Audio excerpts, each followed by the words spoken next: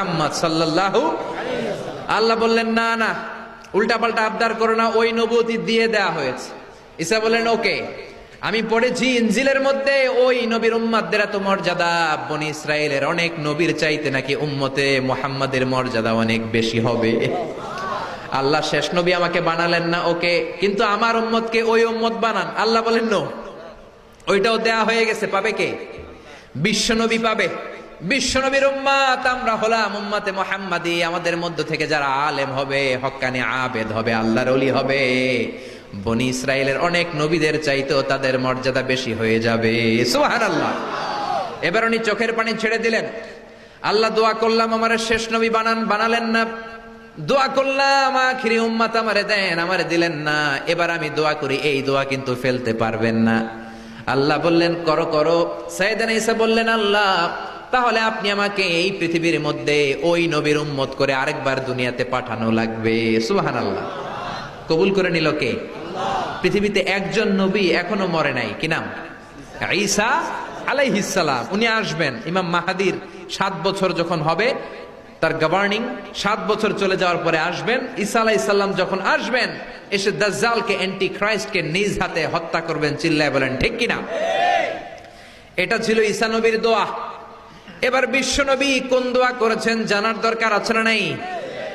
বিশ্বনবী বলেন লিকুল্লি নবীন দাওয়াতুন মুস্তাজাবা। প্রত্যেক নবীর জন্য একটা করে দাওয়া মুস্তাজাবা আছে। আলেম যারা আছেন তারা বুঝবেন, দাওয়া মুস্তাজাবা মানে এমন দোয়া যেটা কবুল হয়ে যায়। দোয়া করলেই, কথা বলেন, দোয়া করলেই কবুল। এরকম দোয়া রব্বুল আলামিন সব নবীকে একটা একটা করে দিয়েছেন। ওই দোয়াটা করলেই সেকেন্ডের মধ্যেই কবুল করে দেয় কে? আল্লাহ। সব নবী ওই দোয়া দুনিয়াতেই করে ফেলেছে। বিশ্বনবী বললেন লিকুল্লি নবীন দাওয়া মুস্তাজাবা। সব নবীর জন্য একটা স্পেশাল দোয়া আছে, দাও বিহা, যেই দোয়াটা নবীরা দুনিয়াতেই করে ফেলেছে। ওয়া ইন্নী আখতাবিউ দাওয়াতি শাফাআতান লি উম্মতি ইয়াউমাল কিয়ামাহ। আল্লাহু আকবার। আর আমি আমার দাওয়া মুস্তাজাবা স্পেশাল দোয়াটা এখনো করি নাই। আমার দোয়াটা এখনো আমি জমিয়ে রেখেছি। কিয়ামতের কঠিন ময়দানে আমার উম্মত যখন বিপদে পড়ে যাবে, আমার উম্মতের জান্নাতে যাওয়ার ব্যাপারে ঝামেলা লেগে যাবে, আল্লাহর অনুমতি ক্রমে শাফাত করে করে আমি আমার উম্মতদেরকে জান্নাতে ঢুকিয়ে দেব। তখন আমি ওই দোয়াটা করব। বিশ্বনবী সেজদায় পড়ে থাকবেন কিয়ামতের ময়দানে। সব নবীরাও বলবে ইয়া নাফসি ইয়া নাফসি। কেউ যখন আল্লাহর কাছে যেতে পারবে না, সবাই মিলে বিশ্বনবীর কাছে যাওয়ার পরে বিশ্বনবী তখনও মাথা তুলবেন না। বিশ্বনবী কপাল ঠুকে কেঁদে কেঁদে বলবেন রব্বি হাবলি উম্মতি। ও আল্লাহ আমার উম্মতকে আপনি মাফ করে দেন। সুবহানাল্লাহ। আল্লাহ বলবেন নবী ইরফা রাসাক, মাথা উঠান, সাল তুতা, আজকে যা চাইবেন তাই দিব। ইশফা তুশাফা, যারাই শাফাত করবেন আমার অনুমতি ক্রমে কবুল করে নিব। সুবহানাল্লাহ। বিশ্বনবী চাইলে ওই দোয়াটা দুনিয়াতেই করতে পারতেন অন্য নবীদের মতো, ঠিক কিনা? অন্য নবীরা যেমনি নিজেদের প্রয়োজনে ওই দোয়াটা দুনিয়াতেই করেছে, আমার নবীকে ওই রকম করেছে নাকি? তার মানে আমার নবীর আমাদের জন্য মায়া বেশি না কম? আমার জন্য রেখে দিয়েছেন ওই দোয়াটা, আপনার জন্য রেখে দিয়েছেন দোয়াটা, আমাদের জন্য দোয়াটা রেখে দিয়েছেন। আমরা যখন কিয়ামতের ময়দানে বিপদে পড়ে যাব, বিশ্বনবী দোয়া করে করে আমাদেরকে জান্নাতে ঢুকিয়ে দিবেন, ঠিক কিনা?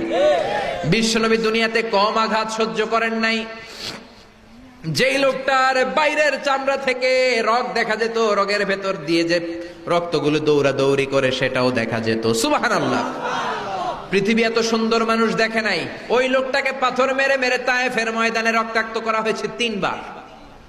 আমি দেখে এসেছি এবার জায়গাটা। একবার আহত হলেন, আবার উঠলেন, আবার পাহাড়ের কাছে গেলেন, আবার মারা হলো, আবার পাহাড়ের ওই পাশে গেলেন, আবার মারা হলো।